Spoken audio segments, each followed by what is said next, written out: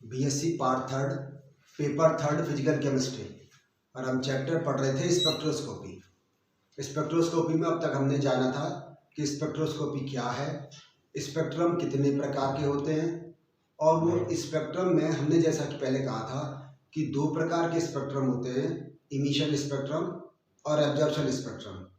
और emission spectrum में हमने कहा था कि किसी भी पदार्थ को इन कंडीशंस तक यानी कि ताप दीप्त तक गर्म करना पड़ता है और इस कारण से कई बार वे उस पदार्थ का डिकम्पोजिशन या विघटन होने का खतरा भी रहता है। इसीलिए इमिशन स्पेक्ट्रम को कम काम में लेते हैं, बल्कि उसके जगह क्या काम में लेते हैं, एब्जॉर्प्शन स्पेक्ट्रम काम में लेते हैं या एब्जॉर्प्शन स्पेक्ट्रोफोटोमीटर काम में लेते हैं, जिससे हम एब्जॉर्प्शन स्पेक्ट्रम प्राप्त करते हैं या अवशोषण स्पेक्ट्रम प्राप्त करते हैं और उस अवशोषण स्पेक्ट्रम का एनालिसिस करके उस पदार्थ का या उस यौगिक की संरचना का निर्धारण करते हैं। तो आज हम ये सीखेंगे कि एब्जॉर्प्शन स्पेक्ट्रोफोटोमीटर क्या है, उसका स्कीमेटिक डायग्राम के बारे में जानेंगे, उसके डिफरेंट कंपोनेंट्स, उसके डिफरेंट पार्ट्स के बारे में जानेंगे और उनके फंक्शंस के बारे में जानेंगे। यानी कि कहने का मतलब ये होगा कि एक अवशोषण स्पेक्ट्रोफोटोमीटर, उसके कौन कौन से भाग होते हैं और प्रत्येक भाग क्या कार्य करता है, इसको हमें समझना है। क्यों? क्योंकि अधिकतर हम क्या काम में लेते हैं, एब्जॉर्प्शन स्पेक्ट्रोफोटोमीटर काम में लेते हैं और उससे प्राप्त होने वाले स्पेक्ट्रम को हम एब्जॉर्प्शन स्पेक्ट्रम या फिर अवशोषण स्पेक्ट्रम कहते हैं।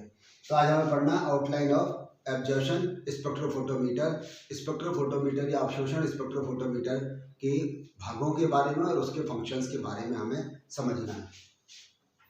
तो मैं सबसे पहले इसका एक स्कीमेटिक डायग्राम बना रहा हूँ।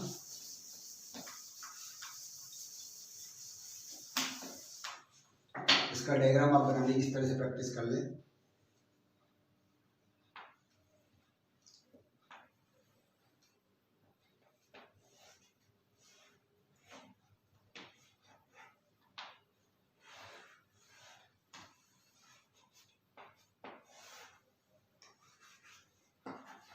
ये कोई एक रेडिएंट सोर्स है,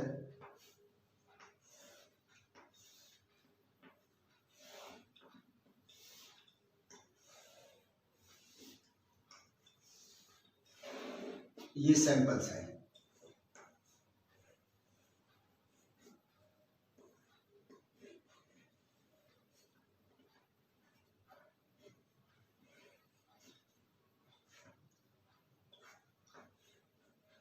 डिफरेंट सैंपल्स यहाँ रखे जा सकते हैं। इसके बाद ये मोनोक्रोमेटर,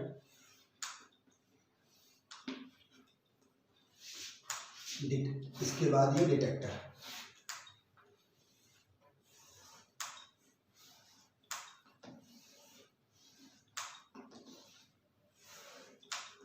और फाइनली ये रिकॉर्डर।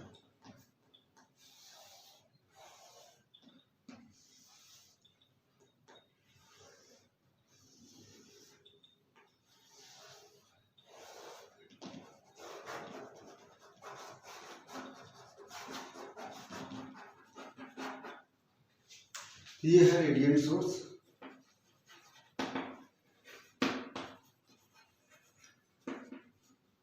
सैंपल सेल,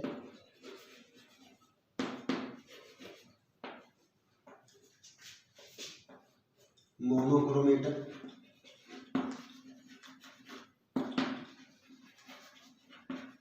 डिटेक्टर और रिकॉर्डर।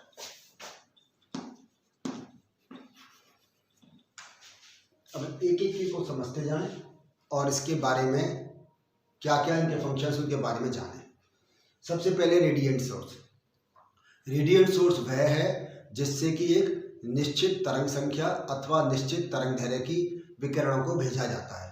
आपको याद हो तो हमने कहा था कि यूवी विजुअल स्पेक्ट्रोस्कोपी में हम क्या काम में लेते हैं, तरंग दैर्घ्य काम में लेते हैं और उसके एब्जॉर्प्शन बैंड की पोजीशन को हम नैनोमीटर के रूप में व्यक्त करते हैं। तो यहाँ जो रेडिएंट सोर्स होगा यूवी स्पेक्ट्रोस्कोपी के लिए अलग होगा, विजुअल के लिए अलग होगा, आईआर के लिए अलग होगा, माइक्रोवेव के लिए अलग होगा, रेडियो वेव्स के लिए अलग होगा। तो हर के लिए रेडिएंट सोर्स ये अलग अलग होता है। तो रेडिएंट सोर्स का क्या कार्य रहा कि एक निश्चित तरंग संख्या यानी कि वेव नंबर अथवा निश्चित तरंग दैर्घ्य यानी कि निश्चित वेवलेंथ की रेडिएशंस को ये कहाँ भेजता है? सैंपल सेल में भेजता है। यूवी के लिए बना होता है ये हाइड्रोजन अथवा ड्यूटेरियम।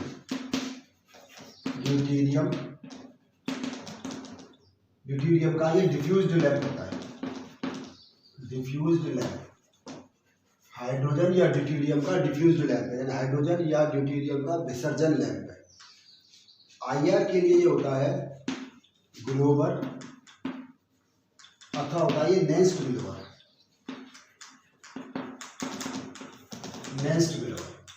और विजिबल के लिए ये सिंपल बल्ब है,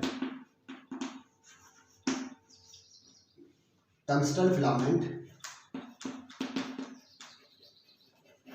इन ग्लास। ये समझने की कोशिश करो। यूवी के लिए हाइड्रोजन अथवा ड्यूटेरियम का ये डिफ्यूज या विसर्जन लैंप है। IR के लिए ग्लोबर अथवा नेस्ट ग्लोबर होता है। अब ये क्या है ग्लोबर या नेस्ट ग्लोबर? ये सिलिकॉन कार्बाइड की रॉड है। सिलिकॉन कार्बाइड किसकी रॉड है? ये सिलिकॉन कार्बाइड की रॉड होती है। और सिलिकॉन कार्बाइड की रॉड पर यदि सिल्वर का लेप लगा हुआ है, सिल्वर की कोटिंग कर रखी है, तब तो कहलाता है ग्लोबर। और यदि सिलिकॉन कार्बाइड की रॉड पर हमने जिरकोनियम या टाइटेनियम की कोटिंग हो रही है, रेयर अर्थ मेटल्स के ऑक्साइड की कोटिंग हो रही है, तो ये कहलाता है नेस्ट ग्लोबर। Nest Glauber. तो ये ग्लोबर सिलिकॉन कार्बाइड की रॉड जिस पर क्या बना हुआ है? सिल्वर का लेप लगा हुआ है, सिल्वर की कोटिंग है। और यदि सिलिकॉन कार्बाइड की रॉड पर टाइटेनियम या जर्कोनियम की कोटिंग हो रही है, तो वो कहलाता है नेस्ट ग्लोबर। तो ये IR रीजन की रेडिएशंस का एमिशन करेगा, ये UV रीजन की रेडिएशंस का एमिशन करता है। ये सिंपल बल्ब है, आपको मालूम है बल्ब में क्या होता है? एक कांच का बना हुआ बल्ब है, उसके अंदर टंगस्टन का फिलामेंट लगा रहता है। तो विजिबल स्पेक्ट्रोस्कोपी के लिए टंगस्टन फिलामेंट इन ग्लास, ये तीनों क्या हैं? ये रेडिएंट सोर्स हैं। और ये अलग अलग स्पेक्ट्रोस्कोपी के लिए अलग अलग रेडिएंट सोर्स काम में लिए जाते हैं। इसके बाद आता है सैंपल सेल।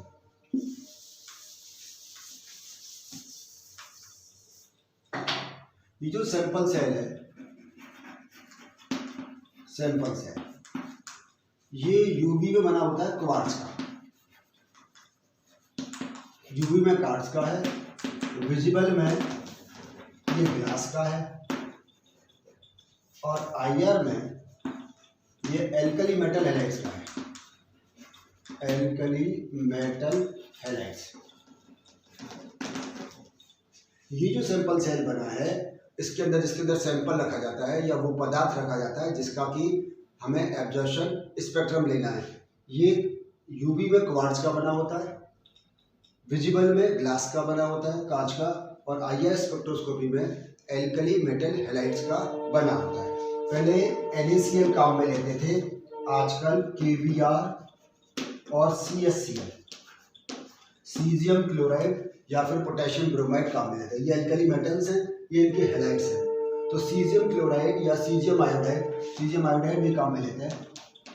सीजियम आयोडाइड या सीजियम क्लोराइड आयोडाइड काम में लेते हैं या क्लोराइड काम में लेते हैं। और जो लिक्विड्स होते हैं, सैंपल का लिक्विड है तो उसको पोटेशियम ब्रोमाइड के साथ मिला लेते हैं। तो सैंपल सेल सबके लिए अलग अलग प्रकार के हो गए। यूवी के लिए क्वार्ट्ज का, विजिबल के लिए ग्लास का, और उसमें एल्कली मेटल हैलाइड्स का बना होता है। अब तीसरा बात करते हैं मोनोक्रोमीटर।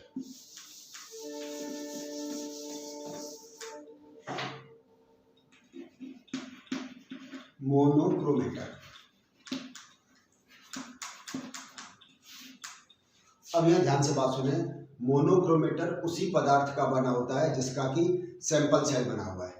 फिर सुनिए ध्यान से बात, मोनोक्रोमीटर उसी पदार्थ का बना होगा जिसका सैंपल सेल बना होगा। इसका मतलब यूवी में मोनोक्रोमीटर किसका होगा? क्वार्ट्ज का होगा, विजिबल में ग्लास का होगा, और IR में एल्कली मेटल हैलाइड्स का बना होता है।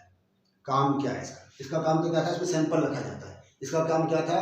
इसके फंक्शन क्या था? जिससे रेडिएंट सोर्स निश्चित वेवलेंथ अथवा निश्चित तरंग संख्या की विकिरणों का उत्सर्जन होता है, जिसको कि ऑब्जर्व करता है। और मोनोक्रोमीटर क्या है? मोनोक्रोमीटर रिवॉल्विंग प्रिज्म अथवा ग्रेटिंग होती है क्या? ये प्रिज्म है, कंटिन्यूअसली रिवॉल्विंग प्रिज्म अथवा ग्रेटिंग।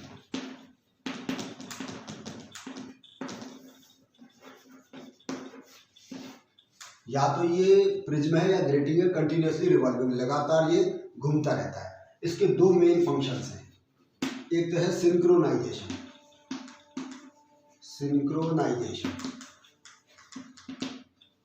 और दूसरा है इसका स्कैनिंग। ये दो इसके इंपॉर्टेंट फंक्शंस हैं। एक तो कहलाता है सिंक्रोनाइजेशन, जिसको तुल्यकालन कहते हैं, और स्कैनिंग मतलब क्रम वीक्षण। समझने की कोशिश करें। जैसे मान लीजिए यहाँ पर हमने IR रेडिएंट सोर्स काम में लिया है। अब IR रेडिएंट सोर्स जो भेजेगा वो मान लीजिए भेज रहा है 4000 से 200 सेंटीमीटर इनवर्स की रेडिएशन भेज रहा है, 4000 से 200 सेंटीमीटर इनवर्स की रेडिएशन, वो सारी एक साथ यहाँ पर आ रही है। अब इसके बाद ये मोनोक्रोमेटर क्या काम है, ये एक एक करके उन रेडिएशंस को डिटेक्टर में भेजेगा। ये एक साथ नहीं आएंगी, इकट्ठी नहीं आएंगी, बंच के रूप में नहीं आएंगी, बल्कि क्या करेगा, उनका ये स्कैनिंग कर देगा, उनका क्रम वीक्षण करेगा। और क्रम वीक्षण का मतलब क्या, स्कैनिंग का मतलब क्या, कि यहाँ से एक एक करके रेडिएशन इसके पास आती है। क्यों? क्योंकि हमें यहाँ पर जिससे कि अलग अलग स्थान पर एब्जॉर्प्शन बैंड मिलते हैं। मानो जैसे ये 200 से लेके 4000 सेंटीमीटर इनवर्स तक का रीजन है। यदि ये एक साथ भेज देगा तो ये सारे एब्जॉर्प्शन बैंड एक के ऊपर एक आ जाएंगे। तो इस कारण से ये जो मोनोक्रोमेटर है, इसमें एक का इम्पॉर्टेंट फंक्शन क्या है, स्कैनिंग करना, अलग अलग करना, क्रम वीक्षण करना, और ये सभी रेडिएशंस को एक एक करके किसमें भेजता है, डिटेक्टर में भेजता है। दूसरा है सिंक्रोनाइजेशन। सिंक्रोनाइजेशन कहते हैं तुल्यकालन। तुल्य मतलब समान, काल मतलब समय, समान समय, कि जितने समय में रेडिएशंस सैंपल सेल से मोनोक्रोमेटर में आती हैं, ठीक उतने ही समय में ये मोनोक्रोमेटर से किसमें भेज देता है, डिटेक्टर में भेज देता है। बात समझें। दूसरा क्या काम है इसका, सिंक्रोनाइजेशन या तुल्यकालन। सिंक्रोनाइजेशन का मतलब ये है कि जितने समय में रेडिएशन से मोनोक्रोमेटर में आ रही हैं, उतने ही समय में मोनोक्रोमेटर से किसमें भेज देगा, ये डिटेक्टर में भेज देगा। नहीं भेजेगा तो क्या होगा, यदि आने वाली स्पीड ज़्यादा है और यहाँ से जाने वाली स्पीड कम है, तो ये स्पेक्ट्रम कंटिन्यूस नहीं मिलेगा। ये सतत स्पेक्ट्रम या लगातार स्पेक्ट्रम या कंटिन्यूस स्पेक्ट्रम नहीं मिलेगा। यदि आने वाली स्पीड यहाँ पर कम है और जाने वाली स्पीड ज़्यादा है, तो एब्जॉर्प्शन बैंड एक ऊपर एक ओवरलैप हो जाएंगे। तो इस कारण से ये क्या करता है, तुल्यकालन या सिंक्रोनाइजेशन इसका इंपॉर्टेंट फंक्शन है, कि जितने समय में रेडिएशन इसमें आती हैं, उतने समय में रेडिएशंस को किसमें भेज देता है, डिटेक्टर में भेज देता है। चौथा है डिटेक्टर। ये जो डिटेक्टर है, ये दो प्रकार के होते हैं।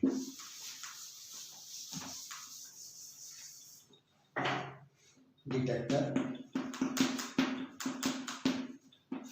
ये दो प्रकार के होते हैं। एक तो कहलाता है थर्मल डिटेक्टर,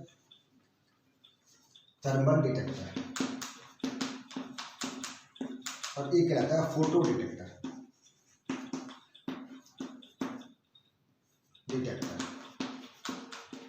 तापीय संसूचक और प्रकाशीय संसूचक।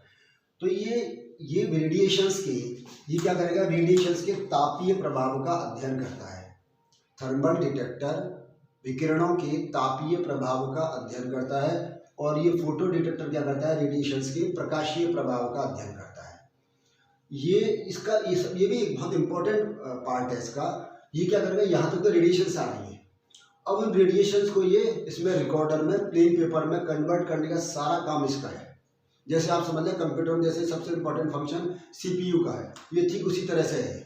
ये सारा फंक्शन इसी में है। यही जो रेडिएशंस आ रही हैं, उन रेडिएशंस को उसके फोटो इफेक्ट की स्टडी करके या उसके थर्मल इफेक्ट की स्टडी करके रिकॉर्डर में भेजता है। और ये फाइनली ये इस रिकॉर्डर में है एब्जॉर्प्शन बैंड मिल जाते हैं, अलग अलग पोजीशंस पर मिल जाते हैं, और इन एब्जॉर्प्शन बैंड्स की पोजीशन के आधार पर, इनकी इंटेंसिटी के आधार पर हम उस कंपाउंड का डिटर्मिनेशन, उसके स्ट्रक्चरल डिटर्मिनेशन या उसकी संरचना का निर्धारण कर लेते हैं। अब ये रिकॉर्डर है, ये सब में अलग अलग तरह की यहाँ पर हमें मिलेंगे ग्राफ। जैसे मान लीजिए हमने कहा ये तो परसेंटेज ऑफ एब्जॉर्बेंस आ गया, यहाँ जो वाई एक्सिस पर तो क्या आ गया, परसेंटेज ऑफ एब्जॉर्बेंस, और इस एक्स एक्सिस पर या तो अगर वेव नंबर है तब तो ये IR है, और यदि ये वेवलेंथ है तो ये UV है। तो ये 200 से 400 नैनोमीटर पर UV और ये IR। तो इस प्रकार से इनकी स्टडी कर लेते हैं। तो ये फाइनली ये इसका स्कीमेटिक डायग्राम एग्जाम में आए, इसके फंक्शंस के बारे में आए तो आप लिख देंगे। धन्यवाद।